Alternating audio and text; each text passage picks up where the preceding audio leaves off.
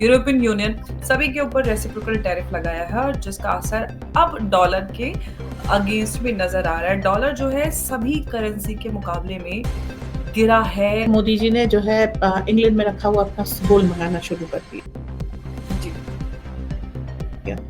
जो कांग्रेस ने वहां पर रखा था कि भारत में घोषित नहीं है, इंग्लैंड में रहेगा। कि हम सिर्फ इंटरनेशनल ट्रेड के केस में केवल डॉलर पर डिपेंडेंट नहीं रहेंगे, हम अपने दूसरे ऑप्शंस रखेंगे। वो चाह रहा है कि डायमंड में ट्रेड करें, डायमंड दे करके कोई चीज ले ले, डायमंड को पहले डॉलर में कन्वर्ट करो, फिर दूसरे देश से जो है आप डॉलर में सामान लो, इसकी बजाय सीधे डायमंड दो और सामान ले लो। जय हिंद, नमस्कार। मैं अमृत जैदी स्वागत करती हूँ आप सबका एक बार फिर से हमारे आज के कार्यक्रम में। और जैसे कि आप सब जानते हैं कि president Donald Trump tariff war को लेकर, खासतौर से जो टैरिफ वॉर चाइना और अमेरिका के बीच में शुरू हुआ और रेसिप्रोकल टैरिफ की बात प्रेसिडेंट ट्रंप ने उठाई, जिसमें उनके कई सारे दोस्त देश भी हैं, जिसमें जापान, भारत और कनाडा जिससे अब रिश्ते खराब हो चुके हैं। यूरोपियन यूनियन सभी के ऊपर रेसिप्रोकल टैरिफ लगाया है और जिसका असर अब डॉलर के अगेंस्ट में नजर आ रहा है। डॉलर जो है सभी करेंसी के मुकाबले में गिरा है और ये सब कुछ रेसिप्रोकल टैरिफ के बाद आया है। अब ये जो इफेक्ट है, ये अगर परमानेंट होता है, क्या ये टेम्परेरी रिएक्शन है या ये परमानेंट होता है, तो ये किसी भी देश की इकोनॉमी के लिए या फिर ग्लोबल इकोनॉमी के लिए कितना खतरनाक या कितना अच्छा हो सकता है, इस पूरे मसले पर बात करेंगे। हमारे साथ मौजूद है मंजरी अग्रवाल जी। मंजरी जी, बहुत बहुत स्वागत है आपका। जय हिंद, नमस्कार। जय हिंद, नमस्कार, धन्यवाद जी। मंजरी जी, डोनाल्ड ट्रंप के रेसिप्रोकल टैरिफ की पे काफी चर्चा हो रही है दुनिया भर में, और टैरिफ और ट्रेड वॉर जो भी कहें उसको लेकर काफी समय से प्रेसिडेंट ट्रंप चर्चा में बने हुए हैं। अब जबकि ये इम्प्लीमेंट हो गया है, उन्होंने अनाउंस कर दिया है किस किस पे कितना टैरिफ लगेगा, और ये 9 अप्रैल से अप्लाई भी हो जाएगा, इम्प्लीमेंटेशन इसका स्टार्ट हो जाएगा। जैसे ही अनाउंसमेंट होता है, ग्लोबली डॉलर हर करेंसी के मुकाबले में गिरता नजर आ रहा है। जैसे कि हम ये दिखा देते हैं स्क्रीन पे, ये है रुपी, ये ताजा तरीन जो डिप आया है, ये आप सब देख सकते हैं। साथ ही साथ हम अगला जाते हैं पॉन्ड स्टर्लिंग, उसमें भी अब गिरावट आपको नजर आ रही है। दूसरा ये आप देख सकते हैं जापानीज येन। तो ये जो लगातार सभी, ये तो हमने 2-3 कुछ आपके सामने एग्जांपल दे दिए, जितने भी ग्लोबली सभी करेंसी के मुकाबले में डॉलर गिरता हुआ नजर आ रहा है। ये जो रिएक्शन है, क्या ये टेम्परेरी है, ये परमानेंट है, और जो भी है इसका असर तो बड़ा बुरा साबित हो सकता है। मंजरी जी, कैसे देख रही हैं?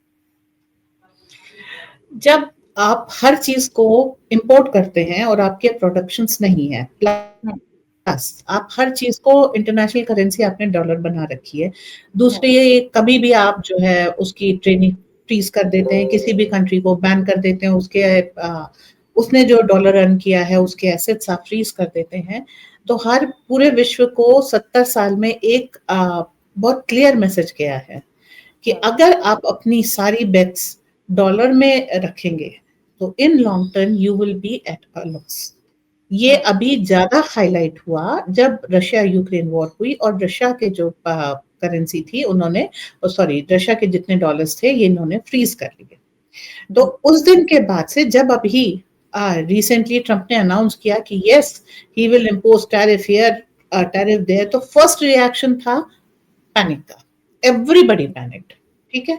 Then what happened after panic, they started preparing. देख रहे होंगे कि मोदी जी ने जो है इंग्लैंड में रखा हुआ अपना गोल्ड मंगाना शुरू कर दिया जी, जो कांग्रेस ने वहां पर रखा था कि भारत में घोषित नहीं है, इंग्लैंड में रहेगा। तो इसके ऊपर आपने गोल्ड परचेज करना शुरू कर दिया, प्लस आपने बार्टर सिस्टम किया, आपने बहुत जगह यूपीआई लगा दिया, ठीक है। जैसे ईरान से आप चावल के बदले में तेल ले रहे थे, तो ये सारी चीजें हैं कि हमने अपने आप को एक्सपैंड कर दिया कि हम सिर्फ इंटरनेशनल ट्रेड के केस में केवल डॉलर पर डिपेंडेंट नहीं रहेंगे, हम अपने दूसरे ऑप्शंस रखेंगे, और इसके लिए काफी मेहनत लगती है। तो इसके कारण आपने काफी समय से ये तैयारी करके रखी थी, बहुत सारे देशों ने इस चीज को तैयारी करके रखी थी कि डॉलर से हमको थोड़ा सा डीकपलिंग स्टार्ट कर देनी है।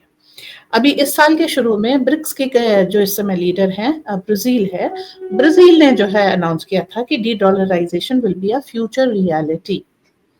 फिर जब अभी सारा सब कुछ होने के बाद भी इन्होंने रशिया के जो इंटरनेशनल डॉलर पॉकेट थी उसको सैंक्शन से नहीं हटाया, तो पुतिन ने भी अनाउंस किया कि de dollarisation will be a reality.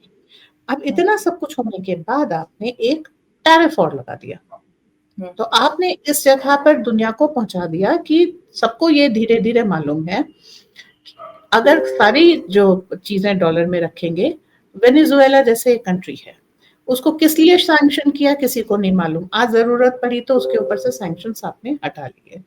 तो आपको अपने देश को अगर अपने हिसाब से चलाना है तो आपको डॉलर से डीकपल करना और इसकी तैयारी ये चल रही थी, अब आपको दिखाई दे रही है एंड नोबडी विल हेल्प।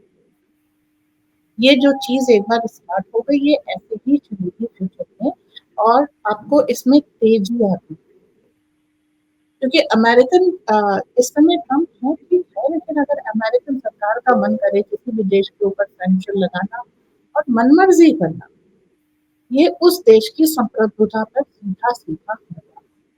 इस बार तो उनके पास रीजन था कि ये रेसिप्रोकल टैरिफ है, बट हर बार नहीं होता।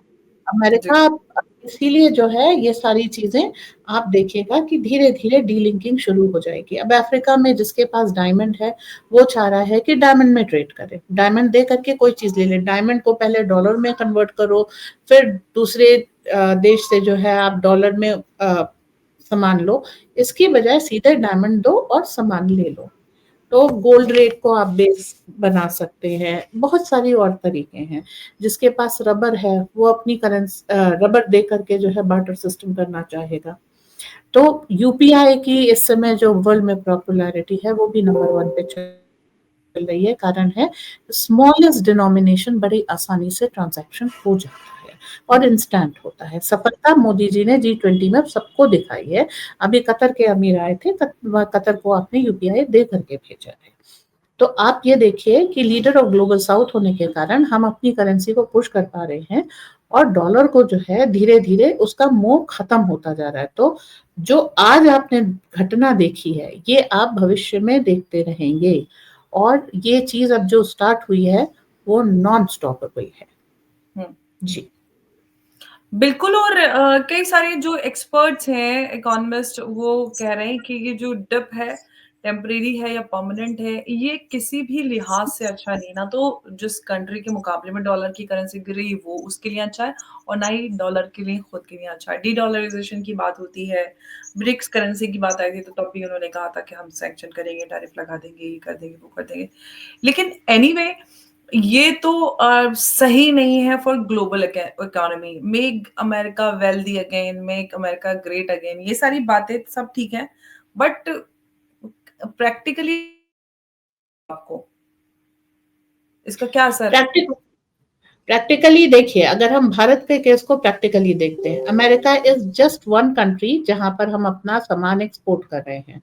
बाकी देशों में जो हमारा ट्रेड सिस्टम इंग्लैंड के साथ था, इस टैरिफ का उसमें कोई असर नहीं पड़ता। हम ईयू को कैसे भेज रहे हैं इस टैरिफ का उसमें कोई फर्क नहीं पड़ता। रशिया और इंडिया के बीच के ट्रेड पे इस टैरिफ का कोई असर नहीं पड़ता। तो रेस्ट ऑल जितनी भी देश हैं उनमें हमारा जो भी ट्रेड है वो एज इट इज रहता है। इस पर डॉलर मतलब इस अमेरिका ने इसमें टैरिफ लगाया, कितने परसेंट लगाया, इसका कोई फर्क नहीं पड़ता। अमेरिका केवल एक देश है, थोड़ा सा इम्पैक्ट आता है अमेरिका से हमें ट्रेड में। अब देखिए अमेरिका को इससे फर्क पड़ता, वो चीन से मंगा रहा था, अब वो तो जो भारत से अभी मंगा रहा है वो सामान इस टैरिफ के कारण 26% महंगा हो जाएगा। मतलब 1 रुपए की चीज 1 रुपया 26 पैसे में अब आपको पड़ेगी। तो ये पैसा जो है अमेरिकन लोगों का नहीं है, उसमें इन्वेस्टमेंट्स कम होंगे। तो जो आप अमेरिका में भाई रिजर्व होगा कोई चीज तो उसी से तो आप अपनी इकोनॉमी स्ट्रेंथन करेंगे, तो वो रिजर्व और कम हो जाएगा, प्राइसेस हाइक हो जाएंगे, आपके यहाँ इन्फ्लेशन काफी बढ़ जाएगा। जाएगा, जिस कारण आपके ही देश को ज़्यादा नुकसान होगा। भारत को कंपैरेटिवली इतना नुकसान नहीं होगा। हमें तो अमेरिका से इम्पोर्ट कम करने, इसलिए हमने तो बहुत पहले से इनको 100% टैरिफ पे रखा हुआ है। और हो सकता है कि इन्होंने 25% लगाया, हम भी 125 कर दें। कोई हमारी मतलब इस चीज को रोका नहीं है। सेकेंडली, ये चीज लागू होगी 9 तारीख से। डॉलर आज ही गिरने लग गया है, तो अभी असली प्रेशर किस पे पड़ा? असली प्रेशर अमेरिका पे पड़ रहा है। And then there is always open कि अभी मोदी जी चाहे तो बातचीत करके सॉर्ट आउट कर दे, ऑफर कर दे कि हाँ, हम आपसे और तेल ले लेंगे और टेक्नोलॉजी ले लेंगे, ये ले लेंगे, वो ले लेंगे, रिवाइज द टैरिफ, वो रिवाइज कर दे। बट जो डी डॉलराइजेशन इससे स्टार्ट हुआ है, that will continue, that is not going anywhere. जी बिल्कुल, क्योंकि हम देख रहे हैं कि कई सारे अल्टरनेटिव्स सभी देशों ने निकाले। ब्रिक्स करेंसी की बात करें, आपने कई सारे एग्जांपल्स भी दिए। इनफैक्ट लोकल करेंसी में डीलिंग्स हो रही हैं, गुड्स एक्सचेंज बार्टर सिस्टम पे भी हो रहा है। तो कहीं न कहीं एक अल्टरनेटिव तो लोगों के सामने है जो ग्लोबल अब डी डॉलराइजेशन तो आप अलग छोड़िए, डी ग्लोबलाइजेशन ही हो जा रहा है। अब लोग लोकल करेंसी में ट्रेड कर रहे हैं, गुड्स एक्सचेंज कर रहे हैं। तो ये एक अमेरिकन हेजेमनी जिसकी जो सबसे ज़्यादा चर्चा होती थी, वो तो चैलेंज हो गई है।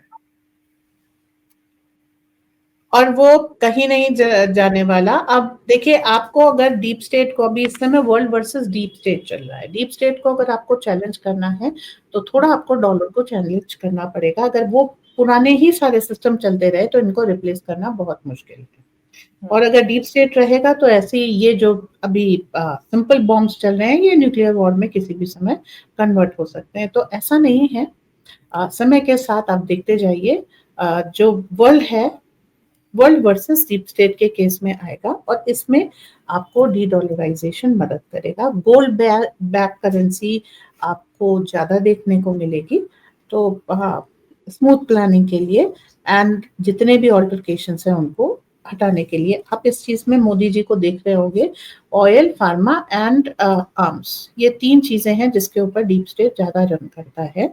ऑयल हर तरफ से मोदी जी मंगा रहे हैं, जो भी उनको हमको ऑयल दे सकता है।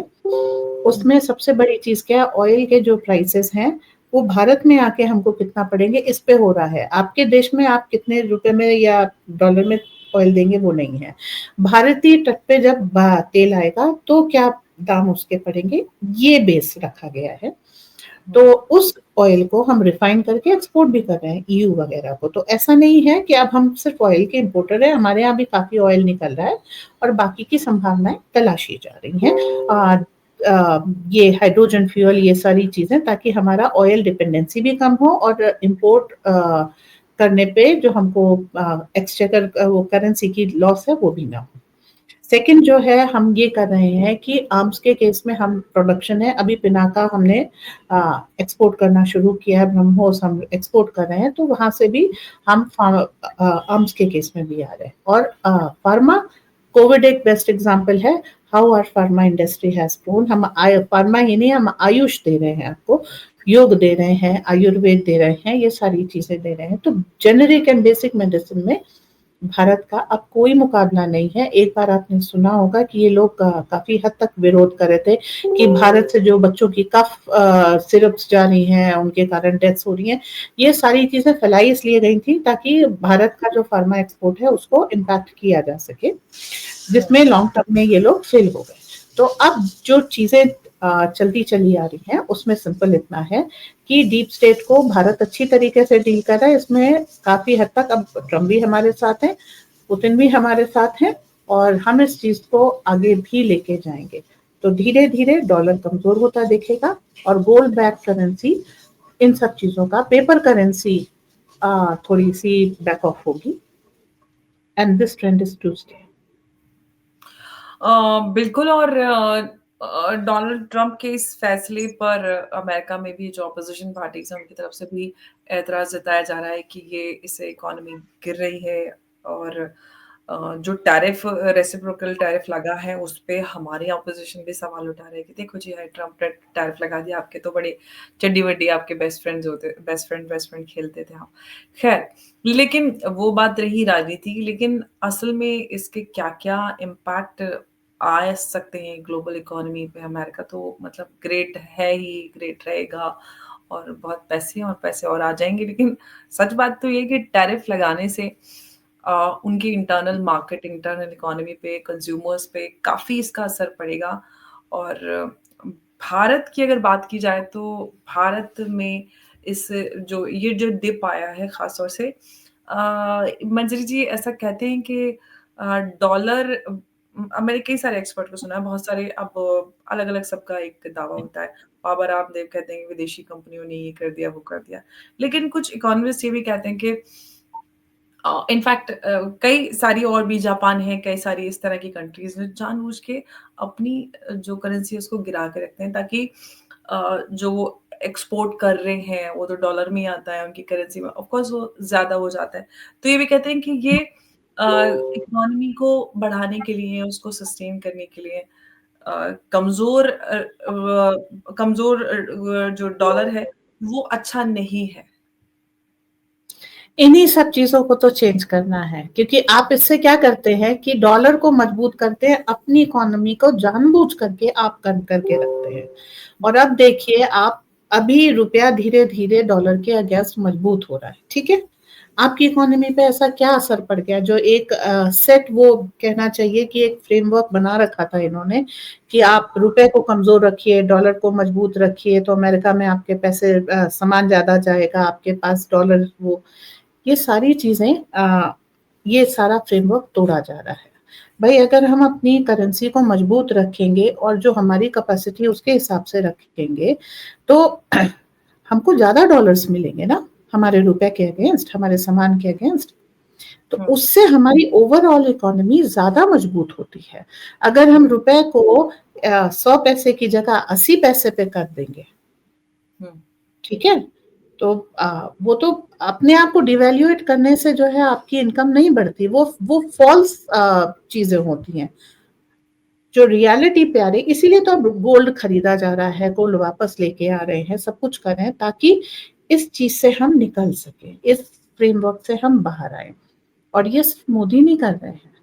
सोना महँगा इसीलिए हुआ है कि गोल्ड रश एक पूरे दुनिया में शुरू हो गया है और ये इसीलिए किया जा रहा है ताकि आप अपनी करेंसी को रियल वैल्यू पे रखें। आप अपनी रियल पोज़ीशन पे आएँ।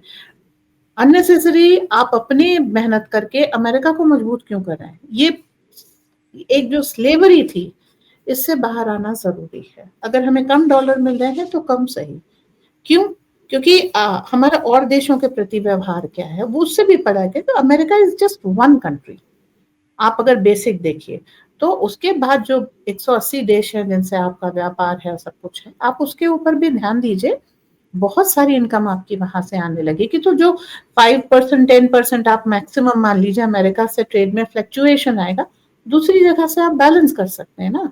सो hedge your it, expand them. जी। हुँ। बिल्कुल और वो तो है ही लेकिन फ़िलहाल जो असर दिखाई दे रहे हैं वो बिल्कुल सही नहीं है अमेरिका या जिन-जिन देशों पे टैरिफ लगा है और ये कितने और कब तक रहेगा ये सवाल है। फ़िलहाल तो ये रिएक्शन काफ़ी स्ट्रॉन्ग नज़र आ रहा है जो टैरिफ अनाउंसमेंट हुआ है और अब ये कितना लंबा चलने वाला है ये बड़ी बात होगी। क्या ये परमानेंट है? परमानेंट है तो बहुत ज़्यादा खतरनाक हो सकता है। तो ये सारी अपडेट्स है जो रेसिप्रोकल टैरिफ को लेकर सामने आ रहे हैं और अब सवाल कई सारे निकल कर आएँगे इकोनॉमी क्या कोई फिर से बड़ा कुछ एक झटका इकोनॉमी को लगेगा ग्लोबली क्योंकि पहले ही कई सारी वॉर्स चल रही हैं, उस सब के बीच में एक टैरिफ वॉर चलना। तो अब देखेंगे आगे कहाँ ये पहुँचता है और जो भी अपडेट्स आएँगे, उस पे हम बात करेंगे और हमारे साथ मंजरी जी थी। मंजरी जी आपका बहुत-बहुत धन्यवाद हमारे साथ चर्चा में जुड़ने के लिए। नमस्कार, जय हिंद, जय भारत। नमस्कार, जय हिंद, जय भारत।